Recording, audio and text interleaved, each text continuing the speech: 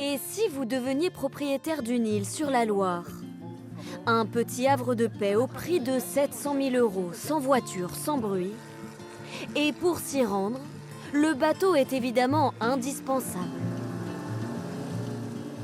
Sur ce morceau de terre de 33 hectares, ce sont les vaches, les principales locataires depuis presque 40 ans. Leur prochain voisin pourrait être l'un des acheteurs du jour venus visiter l'îlot et son unique demeure, avec vue sur le continent. C'est une entité foncière, vous êtes 100% propriétaire de votre île. Vous n'avez aucun voisin, si ce n'est les oiseaux.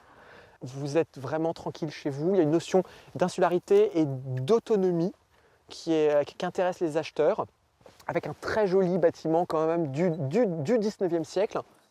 À l'intérieur de la maison, cette pièce inhabitée depuis une centaine d'années. Là, on est dans le grand salon du pavillon chasse, sur l'île. Ce qui est intéressant, c'est que le décor est assez spectaculaire, c'est haut de plafond. Il y a tout le décor Napoléon III du 19e siècle avec des écussons, des corbeaux, des poux, des solives, une très belle cheminée monumentale. La bâtisse située en zone Natura 2000 est à rénover intégralement. Il faut donc au moins multiplier le prix d'achat par 2. Mais pas de quoi faire peur aux intéressés qui souhaitent rester anonymes. On aime bien les choses atypiques et on avait vraiment envie de visiter cette île et de vivre de façon sans voisins, isolée, et ça serait plus pour une résidence secondaire. Sur cette petite île, il faut presque vivre à la Robinson Crusoe, car il n'y a pas d'eau ni d'électricité. Et forcément, il faut investir dans une petite embarcation pour les achats indispensables du quotidien.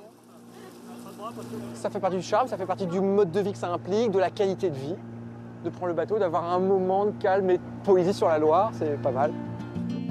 La visite du jour s'achève au coucher du soleil sur la terre ferme, avec en prime une vue sur la tour de Trèves, classée monument historique.